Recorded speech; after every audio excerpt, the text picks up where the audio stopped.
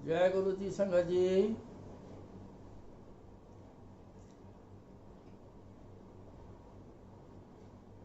आज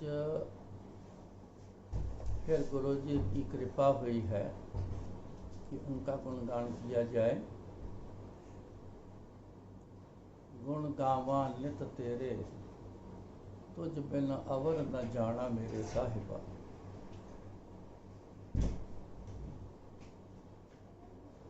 सबसे उत्तम चीज है जो गुरु महाराज के गुण गाए जाए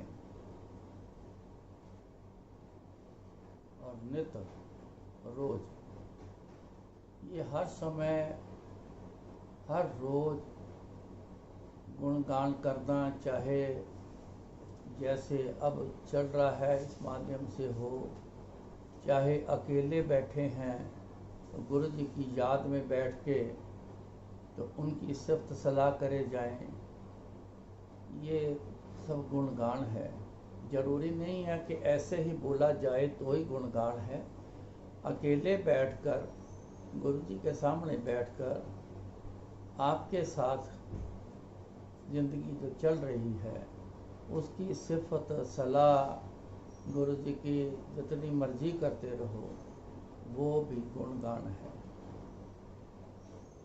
तो ऐसा एक मांग होनी चाहिए कि ये गुणगान जो है हमें रोज़ करने के लिए आपकी तरफ से कृपा हो जाए कि मैं रोज़ आपका गुणगान करता रहूं।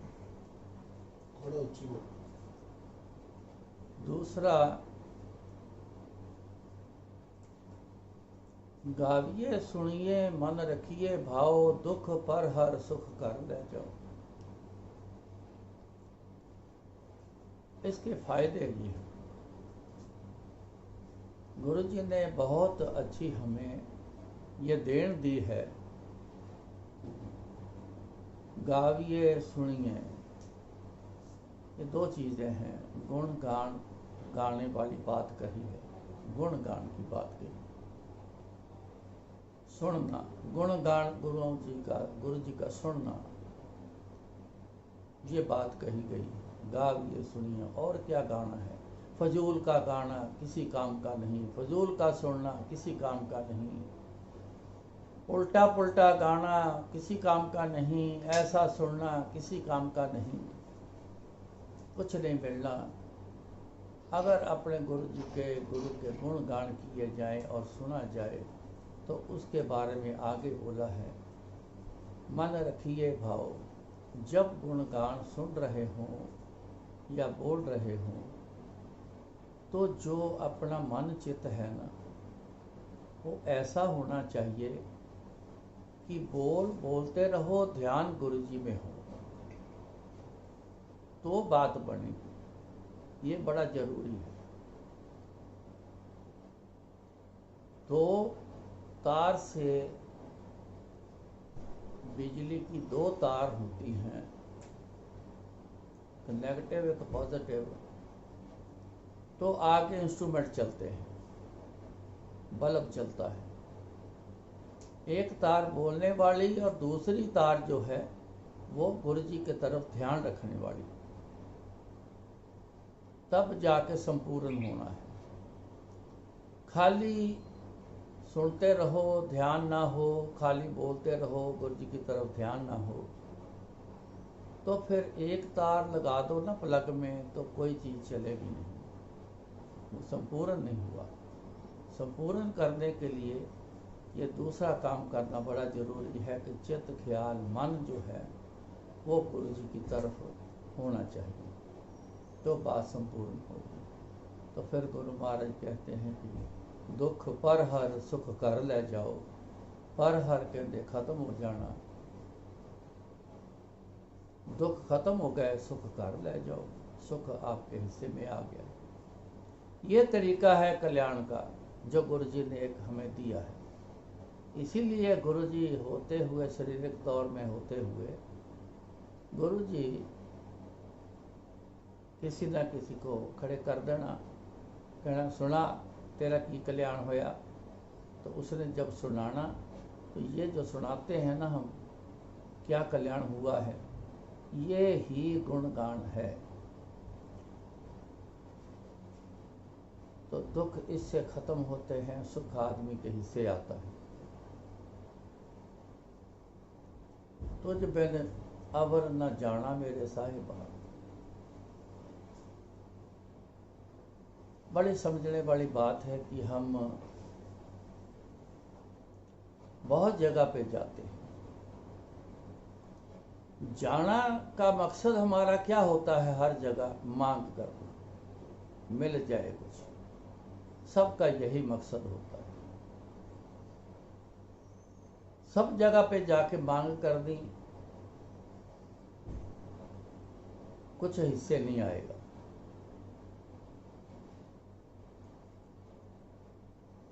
एक के साथ जुड़ के रहना, एक से मांग करनी, एक को मानना, तब जाके कुछ मिलने की संभावना है। जगह जगह पर मांग रखो, जगह हर किसी की मान्यता करो, तो कुछ मिलने वाला नहीं है। गुरु जी कहते सी खसम एक चंगा हुंदा, खसम 2 4 8 10 नहीं, खसम एक चंगा हुंदा। एक नूं पता है कि ये मेरे पे ही डिपेंडेंट है, ये मेरे पे ही मुनसर करता है, तो मैंने इसका ख्याल रखना है। बहुतों के साथ ऐसा करना, तो कौन किसी का ख्याल रखे? वो बोलेगा वो रख लेगा, वो कहेगा वो रख लेगा, वो बोलेगा फिर वो रख लेगा, फिर कौन रखेगा? सारे एक दूसरे के ऊपर डाल गए तो कौन करेगा? बाकी ये एग्जाम्पल जितनी मर्जी बनाओ, दे दो, हैं भी, लेकिन एक बड़ी बात जो है, मालिक को जो मंजूर है, जो उसने अपने नियम बनाए हैं, वही चलेंगे, किसी की मर्जी नहीं चलेगी। तो परमात्मा ने ये असूल बनाया है कि एक के साथ जुड़ो, एक से मांगो और एक को मानो, तो सब कुछ ले जाओ। सभे थोक प्राप्ते जे आवे एक हाथ। महाराज ने कहा है, कोई आम इंसान की बात नहीं। सभे कहते हैं सारे को, थोक कहते हैं होलसेल, बहुत सारा सामान जिसके पास होता है, ना खत्म होने वाला सामान, बड़ा सामान पड़ा है। प्राप्ते मिलना, सभे थोक प्राप्ते, बहुत सारा सब कुछ मिलेगा। जे आवे एक हाथ, अगर एक के हाथ में रहोगे तो।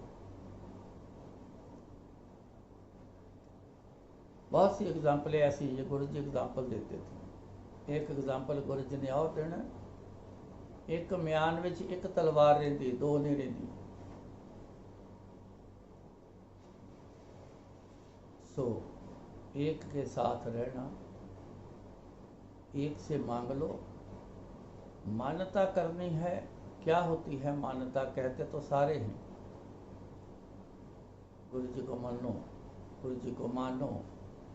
क्या मानना है, कैसे मानना है, क्या होता है मानना? जो गुरु जी ने हुक्म किया है, जो गुरु जी ने बोला है, उस पर चलना, उस बोले हुए तरीकों को मान कर चलना, उसको मान्यता कहते हैं। मान कर चलना नहीं, वैसे कहे जाना मैं तो गुरु जी को मानता हूँ, ये गलत हो गया। अगर उन्होंने बोला कि वहम नहीं करना, फिर क्यों करते हैं हम?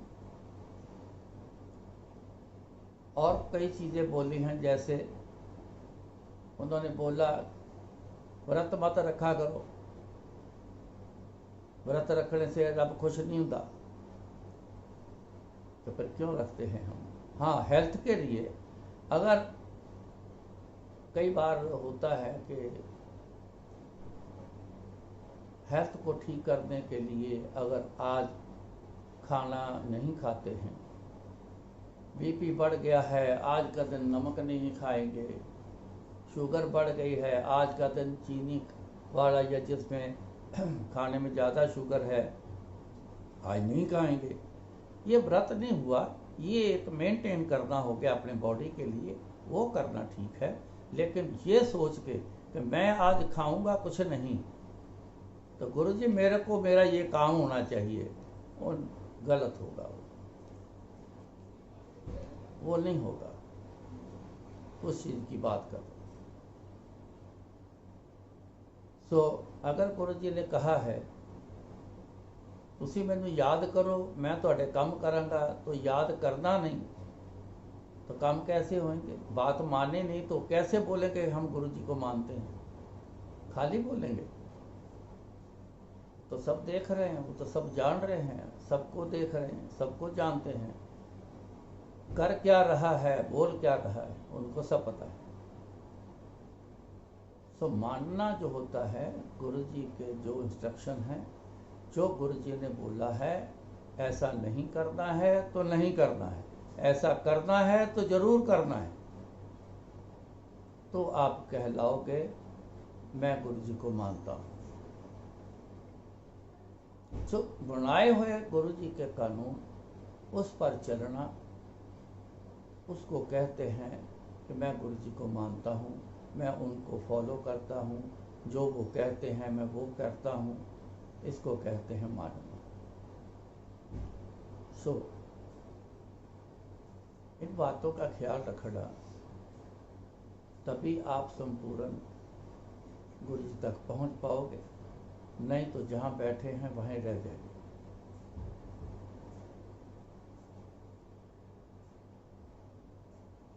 एक सत्संग आपको सुनाता हूँ, गुरुजी के वचन की बात है, बोल की बात है। वो सत्संग तो एक है, लेकिन उसमें दो बन के निकले हैं सत्संग। बड़ा मंदिर बनाने के लिए जब गुरुजी मेरे को दिल्ली छोड़ आए थे, क्योंकि हम गए थे जयपुर नवंबर के लास्ट में, तो 4 जनवरी को हम दिल्ली पहुंचे थे। कुछ आर्मी ऑफिसर थे, उनकी इच्छा थी गुरुजी को मिलने की, तो गुरुजी के बड़े प्रेमी उस समय पे ब्रिगेडियर रैंक पर थे,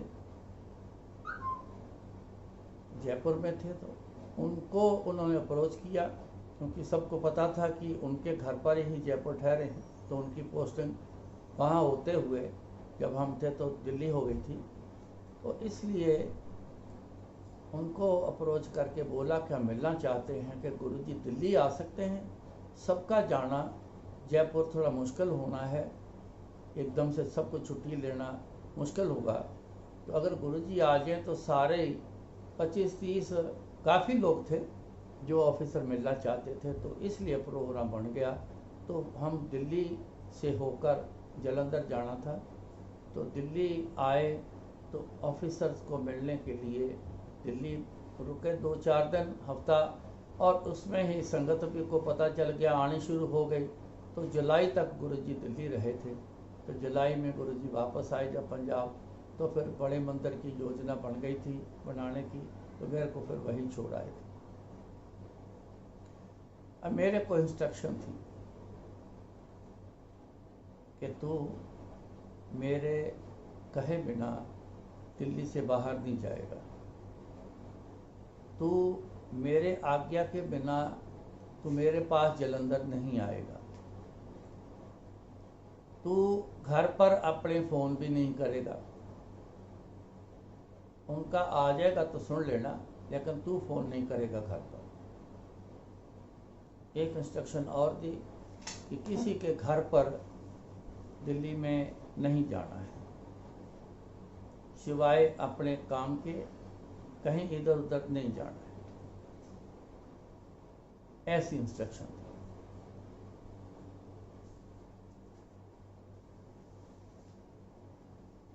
एक शादी लुधियाना में थी, उस फैमिली का चहल फैमिली हैं, उनका हमारे साथ बहुत प्रेम है। चहल आंटी ने मेरी आंटी को बड़ी लड़की वाला दर्जा दे के रखा था, इतना प्यार करते थे हमें। तो सारी फैमिली, सारे मेंबर ही हमारे से ऐसे थे जैसे हम सके हैं उनके, इतना प्रेम था। अब मेरे को दिल्ली से बाहर आने की आज्ञा नहीं थी। शादी का इनविटेशन आया और उन्होंने डिमांड रखी, मेरे को फ़ोन भी उनके आए कि आपने ज़रूर आना है। कहा जो गुरु जी की आज्ञा, जो गुरु जी का हुक्म होगा उसके हिसाब से ही चलूँगा। नहीं आना है, हम गुरु जी को मना लेंगे। ठीक है जी। गुरु जी को मनाने लग गए। गुरु जी ने बोला कि नहीं, वो नहीं आएगा, उसका सारा परिवार आएगा, आप शादी करो। बड़ा जोर देने लग गए। उन्होंने कहा कि मेरी बात को समझो, उसका आना यहाँ पे मेरे को कोई प्रॉब्लम नहीं, वो आएगा, दूसरे दिन चला जाएगा, तीसरे दिन चला जाएगा वापस दिल्ली, कोई फर्क नहीं पड़ता। लेकिन उसके आने से इनको फर्क पड़ेगा, मेरे को और आंटी। लास्ट में उन्होंने फिर ये बात बोली, जब मान नहीं रहे थे, तो कहते अगर इन दोनों का इस समय बड़ा ख़राब है, इसलिए मैंने इनको दूर रखा है। आंटी को मैं दिल्ली नहीं जाने दे रहा और फ़ोन से भी मना किया है, फ़ोन से भी बात नहीं करनी, क्योंकि ऐसा समय आया है कि जब भी ये एक दूसरे के सामने होंगे तो गुरु जी पंजाबी च गल करते सी, कहते जदों एक दूसरे के सामने होए तो दोनों चों एक दा पड़ाका पै जाएगा। पड़ाका मतलब आग जब जलाते हैं ना, तो तेल डाल के जब आग जलाओ, पेट्रोल डाल के जब आग उसको माचिस दिखाओगे जलती हुई, तो भड़क से ऐसे करके आग जलती है ना, तो ऐसे भड़ाका इसको बोलते हैं। मतलब दोनों में से कोई एक जा सकता है। इतना बुरा समय आ गया था, लेकिन हमें नहीं पता था, दुनिया में किसी को नहीं पता था, सिर्फ गुरु जी जान। पहला तो सत्संग ये हुआ कि आज्ञा नहीं जाना। बहुत सी रिश्तेदारियों में शादी हुई, बर्थडे घर पर भी बच्चों के सब मनाए गए, किसी की मौत हो गई, रिश्तेदारी नज़दीकी की हो गई, किसी की हो गई, सब लोग जाते हैं, जाना बनता है, ये लोग लाज का काम है, सब करते हैं। लेकिन मेरे को हुक्म था, मैं नहीं आता था। आंटी ने चले जाना, कहीं जाने वाले हो तो सारे परिवार बच्चों ने भी चले जाना, लेकिन मैं नहीं जाता था। यकीन करना, ऐसी बातों पे बहुत एक मुश्किल वाला समय होता था। मन में यही आना कि सारा परिवार वहाँ शादी में बैठा है, रिश्तेदारी की शादी है, मैं यहाँ पे अकेला हूँ।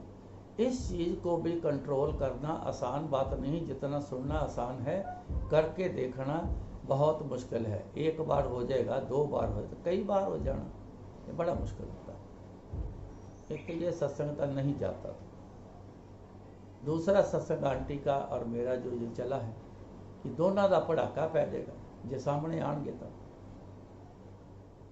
इसलिए कहते मैंने रोक के रखा है, आप शादी करो, अंकल को वहीं रहने दो। वो समझ गए, कहते नहीं हमें अंकल आंटी की ज़रूरत है। तो वो जल्दी मान गए, शादी हो गई। कुछ महीने निकल गए, कुछ महीने निकल गए तो गुरु जी का एक दिन मेरे को कहना हुआ, आंटी नूं मैं एक हफ्ते वास्ते इत्थे भेज रहा,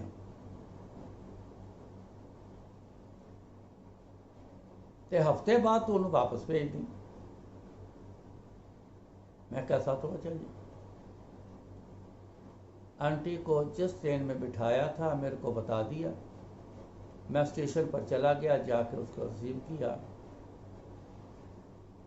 वहाँ स्टेशन से, न्यू दिल्ली रेलवे स्टेशन से निकले तो कनॉट प्लेस में मेरे को एक काम था, क्योंकि सेवा मंदिर बनाने के लिए हर काम को करना होता है, तो मैं कोई ऐसी गुंजाइश नहीं रखता हूँ सेवा में, या वैसे भी मेरी आदत है कि काम को छोड़ के किसी और मिलने के लिए किसी को चले जाओ, ये मैं शुरू से ऐसा नहीं करता हूँ। तो घर जाने तक बीच में 2-3 काम थे, तो वो करते हुए मैंने घर पहुंचना था। कनॉट प्लेस गाड़ी रोकी, आंटी को बोला तू गाड़ी में बैठ, मैंने ये कुछ पेपर देने हैं, मैं दे के बस आना जाना लगा के आया। मैं वो दे के आ गया पेपर, ड्राइवर को बोला चलो जी हौस खास रोकना है, वहाँ से थोड़ा सामान लेना है। तो वहाँ गया तो गाड़ी रोकी, इतने में आंटी ना गुस्से से मेरे से बोलना शुरू हो गई, जो कि बिल्कुल कभी नहीं बोली ज़िंदगी भर में। पहला चांस था कि इतने गुस्से से और नाराज़ होके बात करना। बात इतनी, मैं आई हूँ, मेरी कोई परवाह नहीं करते हो, बीच में काम करने शुरू कर दिए हैं, सीधा घर चलते। मैंने कहा कि ऐसा है, मैं जिस काम के लिए दिल्ली हूँ, दूसरा गुरु जी की सेवा में दिल्ली हूँ, सेवा मेरा पहला धर्म है, घर बार का दूसरा 2 नंबर पे धर्म आता है। तो पहले सेवा वाला, तेरे को क्या फ़र्क पड़ता है, तू गाड़ी में बैठी है, टेंशन कोई नहीं है, काम में ज़्यादा समय नहीं लगता है, 10-15 मिनट में सामान लेना, लेके आ जाना है। मैं लेके आ गया। इसका गुस्सा इतना घर तक जाते बढ़ गया कि जैसे बम फूटता है इसका, या ज़ोर ज़ोर से रोने भी लग गई, बोलने भी लग गई, मेरी कोई परवाह नहीं और अपने काम में मस्त। इतनी बात ही, कोई और बात वर्ड नहीं, कोई और लाइन नहीं, बार बार रिपीट यही करती। वो इसको बड़ा समझाया। घर आए, सामान रखा, खाना लग गया टेबल पे, मैं खाना नहीं खाऊंगी, मेरी तो कोई परवाह नहीं, बस। ਉਹ ਪੰਜਾਬੀ ਨਹੀਂ ਕਹਿੰਦੇ ਕਮਲੇ ਹੋ ਜਾਣਾ, ਜਿੱਦਾਂ ਕਮਲੇ ਵਾਂਗੂ ਕਰਨਾ, ਇਹ ਜੀ पोजीशन ਦੇ ਵਿੱਚ चल रहा ਸੀ। बड़ी मुश्किल से फिर मंदिर पहुंचना था। मैं कहा तूने मंदिर चलना मेरे साथ के यहाँ आराम करना है। ये नहीं बोला कि हाँ मैं मंदिर चलूँगी, उठ के मेरे से आगे गाड़ी की तरफ चलनी शुरू हुई। ऐसी सिचुएशन जबकि ज़िंदगी में कभी इसका ऐसा देखा नहीं था। बहुत हंसमुख, मान लेना, नहीं बोला है कभी गुस्सा नहीं करना, कभी बोला है तो कभी इतनी ज़्यादा खुशी नहीं दिखानी, खुश रहना, हर बात को ठीक समझ के चलना, ये शुरू से ऐसी थी। लेकिन पहली बार ऐसा है रूप देखा। मंदिर चले गए तो वहाँ भी यही शोर। मैं मंदिर के कारीगरों से बातचीत करके, देख जाके, ड्राइंग को देख के, चेक करके, मैं चक्कर लगा के आना। मैं क्या फिर बोले कि मेरी परवाह नहीं है तो मैं वापस आऊँ, तो मेरे पास आने की ज़रूरत नहीं है, जाओ अपने काम करो। मैं तो ऐसे आ गई, मैं तो बड़ी गलती कर गई, जाओ अपने काम करो। हाँ तो भाई तेरा क्या रूप है ये, करा के जी वापस आए, शाम को घर पे आए तो फिर वो रोना पिटना शुरू। दूसरा दिन भी ऐसा ही दिन चढ़ा है, दूसरा दिन भी यही हाल, यही डायलॉग, सेम एक ही डायलॉग रिपीट हो रहा है, मेरी परवाह नहीं। दूसरे दिन भी चले गए, मंदिर गए। दूसरे दिन शाम तक ड्राइवर मेरा तंग आ गया, आंटी का रोना पिटना, बार बार बोलना सुन के। तो मेरे को शाम को कहता सरदार जी मैं 2-3 दिन छुट्टी करूँगा। मैं कह छुट्टी के कैसे करेगा, तो काम कैसे चलेगा? नहीं, मैं आंटी पता नहीं बहुत बोलती है, मेरे से नहीं गाड़ी चलती, मैंने छुट्टी करनी है, जिस दिन आंटी चली जाएगी उस दिन मैं आ जाऊँगा। तो दूसरी मुसीबत खड़ी कर दी और बड़ी मुश्किल से उसको समझाया। 3 दिन में कह लो कि जी हमारा पेट भर गया कि आंटी आई है, तंग आ गई जी 3 दिन। चौथे दिन मैंने हार के बोला, मैं कहा तू एक काम कर, तेरे को गाड़ी बैठा देता हूँ, तू जलंधर वापस चली जा, तेरा आना कुछ अलग किस्म का बना हुआ है। तो मैंने यहाँ काम करने हैं तो बड़ा मेंटल अपसेट हूँ मैं आपसे ज़्यादा हूँ कहती, मेरे को अभी स्टेशन छोड़ के आओ। थोड़ा सा काम था, दोपहर हो गई, अब ट्रेन जानी थी रात को कश्मीर मेल ट्रेन, पहले ट्रेन वही जानी थी। तो मैंने SHO जो नई दिल्ली के थे, वो मेरा बड़ा प्यार था उनका। जब गुरुजी आए थे दिल्ली, एक बार आए थे 95 के बाद, किसी की शादी थी, तो गुरुजी को रिसीव किया था बाईपास से, दिल्ली बाईपास जो है, करनाल बाईपास जो है। तो उन्हीं को मैंने बोला था कि एक फ्लाइंग स्क्वाड गाड़ी चाहिए जो गुरुजी को लेके आना है। तो उन्होंने खुद गाड़ी में बैठ के फ्लाइंग स्क्वाड किया गुरुजी को, और ओबराय होटल तक वो लेके खुद आए थे। उनको मैंने फ़ोन किया, उन्होंने बोला कि आप आ जाओ, रिजर्वेशन अभी बंद हो गई है तो उनको सीट मिल जाएगी। मैं कहा देखना रास्ते में कोई ऐसी बात ना हो कि परेशानी हो। कहते कोई परेशानी नहीं हो, पक्की सीट मिलेगी जलंधर तक, आ जाओ आप। चले गए, उन्होंने एक सीट बोल के कहला के किसी को, तो उन्होंने सीट अलॉट कर दी तुरंत उसी समय। सर्दी का मौसम था, इसके पास कोई कपड़ा नहीं था जो रात भर निकालना है सफ़र में, सर्दी बड़ी सर्दी थी। अब ट्रेन चलने का भी समय नज़दीक आ गया था, प्लेटफार्म पे लगी हुई थी। तो मैंने कहा तेरे पास कोई कपड़ा नहीं है तो इतनी सर्दी है, रात तो तू बीमार हो जाएगी। आंटी तो बोल ही नहीं रही थी कुछ, अपने ही मूड में थी। मैं 2 मिनट आया। मैंने गुरुजी से कहा गुरुजी इसके पास तो ब्लैंकेट वगैरह ऐसा शॉल कुछ है ही नहीं, तो मैं गुरुजी लेके आता हूँ तो गाड़ी ना चलने देना गुरुजी, मैं दौड़ा ही जाऊँगा। मैं अंदर स्टेशन प्लेटफार्म से जो दौड़ा, बाहर आया, रोड क्रॉस करी, पहाड़गंज अंदर बाजार में आया, 9:30 का टाइम था। एक दुकान कपड़े वाली खुली थी, उससे मैंने पूछा ब्लैंकेट है? कहता जी हाँ है। मैं कहा जी एक अच्छा खासा सर्दी ना लगे सफ़र में तो मेरे को कोई भी एक निकाल के दे दो, समय नहीं है, ट्रेन वहाँ खड़ी है स्टेशन। जो उन्होंने दिया, मैं पैसे दे के मैं लेकर तो फिर वापस दौड़ा, फिर दौड़ा ही गया। गाड़ी खड़ी थी, जाके जैसे मैंने ब्लैंकेट दिया तो गाड़ी ने विसल मार दी, तो मैं फटाफट नीचे उतर आया तो गाड़ी चल पड़ी। गुरुजी को मैंने फ़ोन से ये बोला कि आंटी वापस आ रही है गुरुजी, तो कहते जेड़ी भी ट्रेन विच बिठाएगा ना तो फ़ोन करके मैनू दस दें, तो स्टेशन तो लैके उन्होंने घर छड़ देना। मैंने बता दिया, तो स्टेशन पे गए, एक जिसकी गाड़ी थी वो गए, गुरुजी भी गए, तो आंटी को रिसीव किया, उसको घर छोड़ा, छोड़ते बार से वापस आ गए। मैंने कहा जाके फ़ोन कर देना कि पहुंच गई है। दिन को फ़ोन आ गया,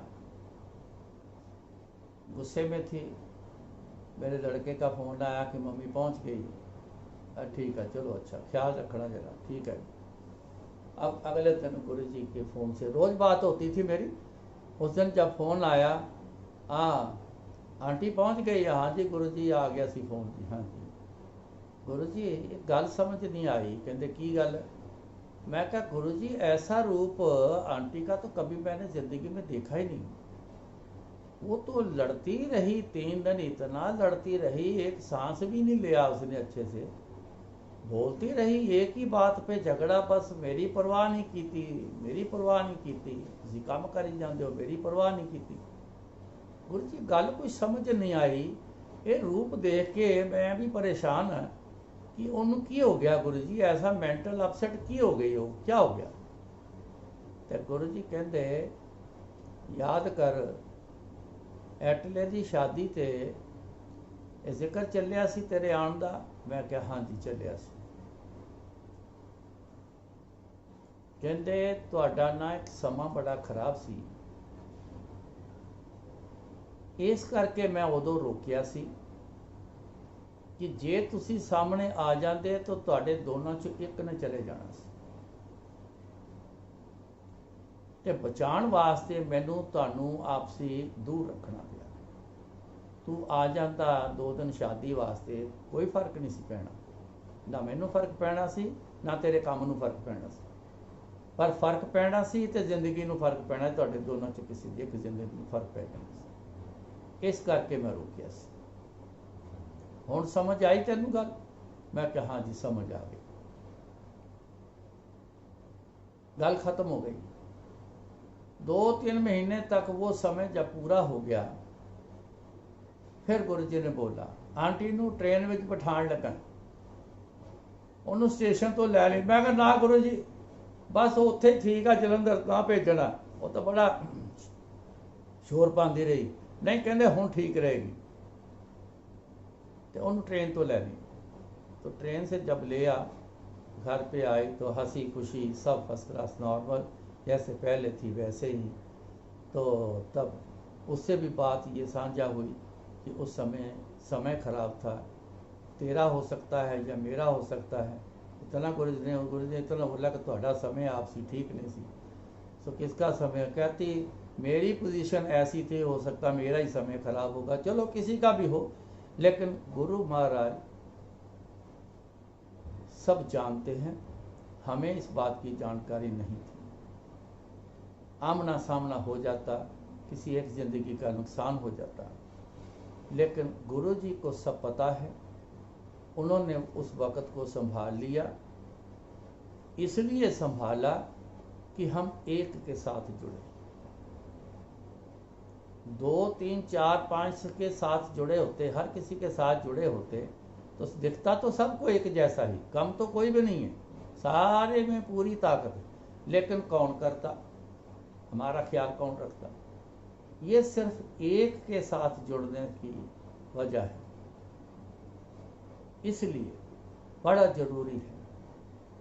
गुरु जी कहते सी एक नाल गलबात रखो, ये तुसी देखो किहदे नाल रखो, सारे चंगे, एक नाल गलबात रखो। मैं नहीं कहता मेरे नाल, पर एक जगह टिके रहो। अगर कोई अपने में कमी है तो दूर कर लेना, डिसाइड कर लो किस तरफ रहना है। दर्शन करने के लिए गुरु जी ने कभी मना नहीं किया। हाँ, किसी का सफ़र करना ठीक नहीं है, किसी को प्रॉब्लम हो जाना है। ज़िंदगी की ज़्यादा प्रॉब्लम को गुरु जी बहुत लेते थे। एक्सीडेंट हुआ, वो भी ज़िंदगी का सवाल है। पहाड़ का गिर जाना, पहाड़ी इलाके में जाना होगा तो पहाड़ का गिर जाना, वो भी ज़िंदगी का रिस्क है। उसको ये नहीं कहना कि तेरे को ये नुकसान हो जाएगा। बहुतों को यही कहा की करना उत्थे जाके, ये उत्थे महाराज शिव जी के दर्शन करने, शिव जी महाराज दर्शन करने, आ तेरे सामने बैठा शिव जी, ये दर्शन कर ले, की करना जाके, छड़ पर रहन दे। ऐसे तरीके से अब पहले भी तरीके से रोकते रहे ना मेरे को, और उनको समझाते रहे। फिर आखिर में बोलना पड़ा ना, जब जिद की उन्होंने कि दोनों सामने आ गए तो एक दा पड़ाका पै जाएगा, तब जाके बोला। गुरु जी ऐसे इंसिडेंट को ना डायरेक्ट कभी नहीं बोलते, उनको आए संगत में बैठे का पता होता था कुछ दिनों में ये अब दुनिया छोड़ के जाने वाला है। लेकिन सब ये थोड़ी कहते थे तू आ जा रोज मेरे को, तू मर जाना फलाने दिन, ऐसा थोड़ी कहते थे। नहीं, जो सिस्टम बना है ना गुरु जी का, नॉर्मल सिस्टम जो बना है, एक पल के बाद क्या होना है ये उसका बनाया, गुरु जी का बनाया सिस्टम है। उसको उसी तरीके से गुरु जी भी चलने देते हैं।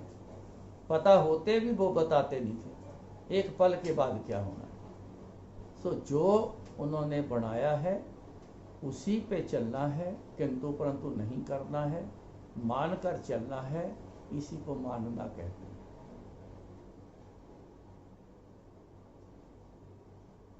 अच्छा, एक सत्संग मैं सुनाता हूँ आपको।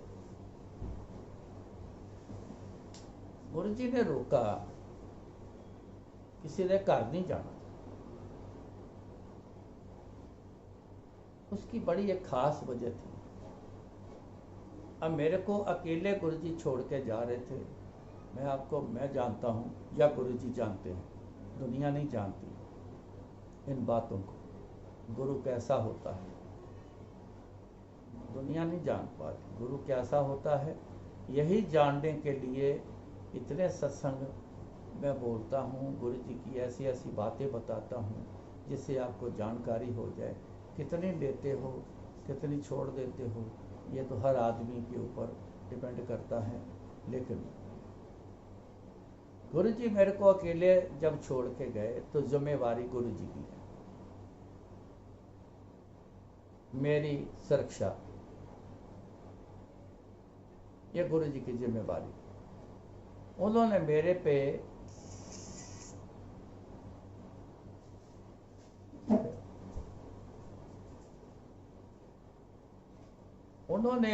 मेरे पे ना बड़े खास कुछ आशीर्वाद मेरे को दिए थे। ये मेरे को पता है, बुला के मेरे को उन्होंने आशीर्वाद दिए,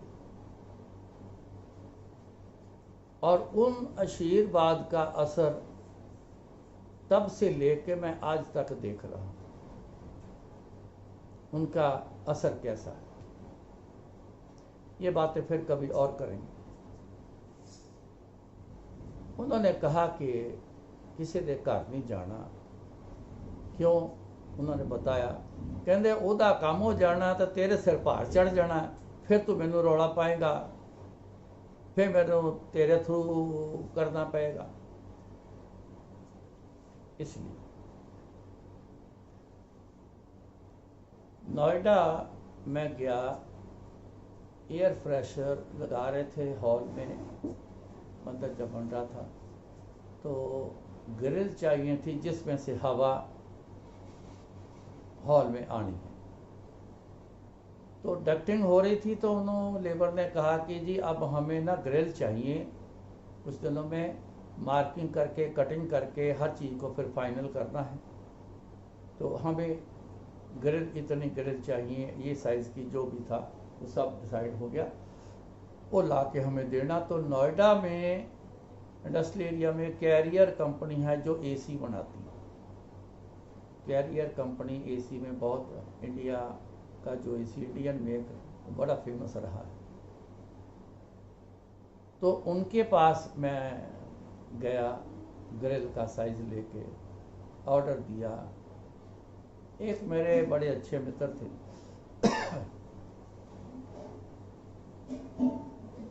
डॉक्टर रविकांत, आज वो गुरु जी के पास बैठे हैं, दुनिया में नहीं। मेरा बड़ा प्रेम था, मेरे को मिलने जरूर आना। उन्होंने, बड़े कम लोग मेरे को मिलने आते थे मंदिर में जब बन रहा था, जिनमें से वो एक थे। मेरे को जिद करनी उन्होंने बड़ी कि मेरे घर पे आओ, एक दिन आओ, घर पे आओ, 10 मिनट बैठेंगे, घर पर आओ। मैं भी सुन सुन के थक चुका था, वो भी बोल बोल के थक गए थे, अब हुक्म नहीं था। तो ऐसे मन में विचार आया, चल 2 मिनट के लिए उनके घर से हो के मैं वापस दिल्ली चला जाता हूँ।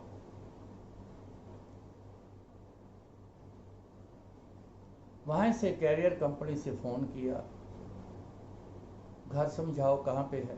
उन्होंने बताया, मैं पहुंच गया। ऊपर का फ्लोर पर, सेकंड फ्लोर था शायद उनका घर, फ्लैट था। मैं ऊपर चला गया, जाके ड्राइंग रूम में बैठा हूँ तो उनकी आंटी सामने किचन थी, तो किचन में से वो पानी लेके आ रही थी। इतने में रास्ते में एक कॉर्डलेस फ़ोन पड़ा था, बेल बज रही। आते आते उन्होंने रिसीवर उठाया, हेलो हेलो, कौन बोल रहा है, कौन बोल रहा है। एक हाथ में ट्रे पकड़ी हुई, गिलास रखा पानी का, एक हाथ में फ़ोन। तो लेती हुई मेरे पास आई तो कहने लगी कि पता नहीं आपका नाम तो समझ आ रहा है, वो बोल क्या रहे हैं कोई ये समझ नहीं आ रहा है, देखो आपका फ़ोन है। जैसे मैंने कान को फ़ोन लगाया, मैं बोला हेलो, तो आगे आवाज़ आती है और तू इत्थे की करना है। ओहो, मैं तो घबरा गया, झटके से उठा। गुरुजी सत श्री अकाल, गुरुजी पैरी पैने गुरुजी। और तू इत्थे की करना है। मैं गुरुजी मैं कैरियर कंपनी में आया, इत्थे ऑर्डर कर दिता है। ਇਹ ਮੈਨੂੰ ਬੜਾ ਜਿੱਦ ਕਰਦੇ ਸੀ 2 ਮਿੰਟ ਵਾਸਤੇ ਘਰ ਆਣਾ, ਤੇ ਮੈਂ 2 ਮਿੰਟ ਵਾਸਤੇ ਬਸ ਹੋ ਕੇ ਮੈਂ ਹੁਣ ਜਾ ਰਿਹਾ ਜੀ, ਵਾਪਸ ਚਲੇ ਜਾਣਾ। ਨਹੀਂ, ਤੂੰ ਇੱਥੇ ਨਹੀਂ ਰੁਕਣਾ, ਚੱਲ ਹੁਣੇ ਪਹੁੰਚ, ਘਰ ਪਹੁੰਚ ਤੈਨੂੰ ਮੈਂ फ़ोन करना। पानी भी नहीं पिया, वो भी रह गया। बड़ा जोर लाया, पकड़ रहे मेरे को, रुक जाओ चाय बन रही है, पकौड़े बन रहे हैं, बस 2 मिनट में आपको फ्री कर देंगे, चले आए। मैं कहा नहीं, अब नहीं, अब तो गुरु जी का हुक्म है कि हुणे चल पहुँच कर, मैं तेन फ़ोन करता। नीचे उतर आया, गार में बैठा तो सीधा मैं 95 से ही ना एम्पायर स्टेट में ही मैं रहता था वहाँ पे। तो घर पहुँचा तो एक लड़का काम करता है वहाँ पे, छोटू उसको कहते हैं। तो नॉक किया तो उसने आके जब दरवाज़ा खोला, अंदर पैर ही रखा है तो फ़ोन की घंटी बजनी शुरू हो गई। तो मेरे को समझ लग गई गुरु जी का फ़ोन आ गया। दौड़ के गया, जाके फ़ोन उठाया तो गुरु जी हाँ पहुँच गया, हाँ जी पहुँच गया जी, उत्थे कर गया सी। मैं कहा गुरु जी कैरियर कंपनी च गया सी, रस्ते च ਉਹਦਾ घर सी, जिद बड़ी करता सी कदी मेरे घर भी एक चक्कर लगाओ। तो ज़्यादा बहुत बारी कहता सी तो मैनू बड़ा अजीब जिहा लगता। मैं कहा बार बार यही सुनना पैंदा, 2 मिनट होए। कहते नहीं किसी के घर नहीं जाना। ठीक है जी। तो जो बात करनी थी और बातें बड़ी सी करनी, वो कर ली गुरु जी ने, बात समझ आई। एक तो ये समझ आई कि गुरु जी हर समय हमें देखते हैं, मेरे पे तो खास नज़र होती है, आज भी ऐसा ही है। आज भी जो सिस्टम उन्होंने मेरा बनाया है वही उसी से चल रहा हूँ, मैं उल्लंघना नहीं करता।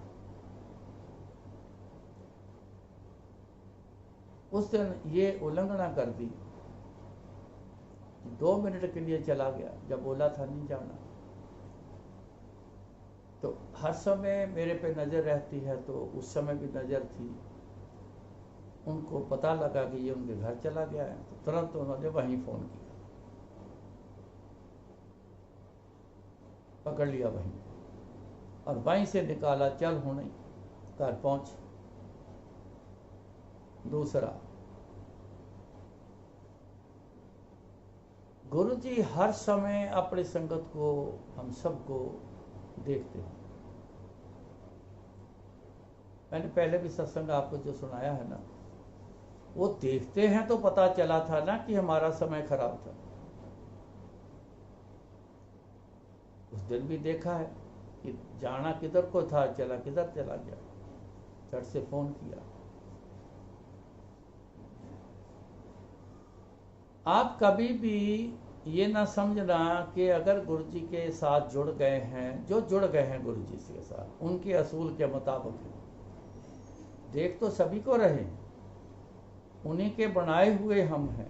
कीड़े मकोड़े जितनी 84 लाख जून उन्हीं की बनाई हुई, देख तो सभी को रहे हैं, लेकिन एक नाता एक बन जाता है। हम भी जिस घर में, आप भी जिस घर में रहते हो, आस पड़ोस आते जाते हैं, उस गली में आते जाते हैं, रोड पर आते जाते, आप भी तो सबको देख रहे हो। लेकिन कोई जा रहा है, आप उसको रोके तो नहीं पूछते तो किधर जा रहा है। जिनसे नाता है आप उसी को रोके आवाज मारो के कहाँ जा रहा है भाई, किधर घूम रहा है। अपना फैमिली मेंबर कोई निकला है घर से, आप देख रहे हो तो झट से आके पूछो कहाँ जा रहे हो। तो कई बार डिसाइड करते हो ना, अभी मत जाओ, मैं लेके चलूँगा, या कल को चलेंगे, इकट्ठे चलेंगे, या कहना अच्छा ठीक है जरूरी, जाओ चले जाओ।